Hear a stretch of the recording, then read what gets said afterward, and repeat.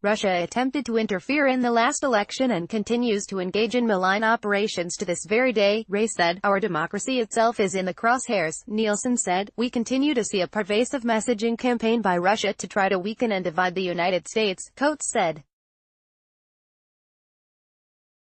Russia's active interference campaign in 2016, a fact that the Intelligence Committee unanimously concluded last year, has triggered a heightened awareness and vigilance across the U.S. government for foreign threats to our democracy. Case closed. Except, well, not exactly.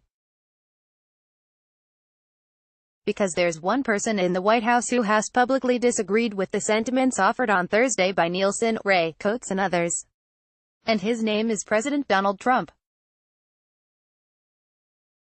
Since the revelations of Russia's attempts to interfere in the election surfaced in the summer of 2016, Trump has publicly voiced his skepticism about not only the source of the efforts but whether they are real at all. He has speculated that a 400-pound kid could be behind it. He has tweeted relentlessly about how Special Counsel Robert Mueller's investigation is a witch hunt and total hoax, but the coup de grace came earlier this month in Helsinki, Finland, when, standing next to Russian President Vladimir Putin after a summit between the two men, Trump was asked directly whether Russia was to blame for the election meddling. I hold both countries responsible, Trump said. I think that the United States has been foolish. We've all been foolish. We're all to blame. In the wake of the uproar caused by those comments, Trump tried to clean up his mess once he arrived back in Washington. I have a full faith and support for America's great intelligence agencies, he said, reading slowly from a page of written remarks. Could be other people also. Then, this on Thursday night at a campaign rally in Pennsylvania, just hours after his administration's show of force in Helsinki, I had a great meeting with Putin. We discussed everything. We got along really well. By the way, that's a good thing, not a bad thing. Now we are being hindered by the Russian hoax. It's a hoax, okay? The truth is that Trump has been telling us that for a very long time. He's been extremely resistant to acknowledging Russian interference from the start, even after everyone in a position to know has made abundantly clear that there is simply not two sides to this debate.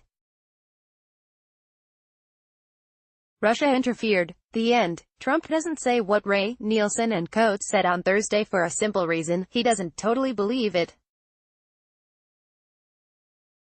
And that lack of full faith in what smart people in his administration are telling him, that badly undermines what his administration was trying to do today. Consider it in your own life. 3 vice presidents hold a company-wide meeting where they announce that market research has unanimously concluded that plastic widgets are the future. And so, the company will now only make plastic widgets. Then, a day later, the president of the company does an interview with a trade publication where he says, many people say plastic widgets are the future. But maybe metal widgets are. Would you be convinced that the company's full force is behind making plastic widgets? Of course you wouldn't. If you did believe that, you would be, dense. Same goes for the Trump administration. No matter how many times Ray and Coates insist that Russia interfered and broadly assert that Trump agree with them, there's just too many statements from the president out there that directly contradict that assertion. And when the boss isn't sure about something, it's impossible to say his administration is totally convinced of it. By the way, the president tweeted 5 times, not counting deletions, after his top national security officials took to the White House briefing room, and none of those tweets were on the topic of election interference, CNN's Jeremy Diamond pointed out. Instead, Trump tweeted about his approval rating, an upcoming rally in Pennsylvania, the Farm Bill and his support for an Ohio congressional candidate, which made Thursday a nice photo op for an administration trying to get beyond a debate over whether Russia interfered in the election and what the government is doing to ensure it doesn't happen again. Unless and until the President of the United States, via Twitter and in public pronouncements, can say what the likes of Nielsen, Coates and Ray did on Thursday, there will always be some doubt and confusion about exactly how big a threat Russia represents and what the U.S. is doing to combat the threat.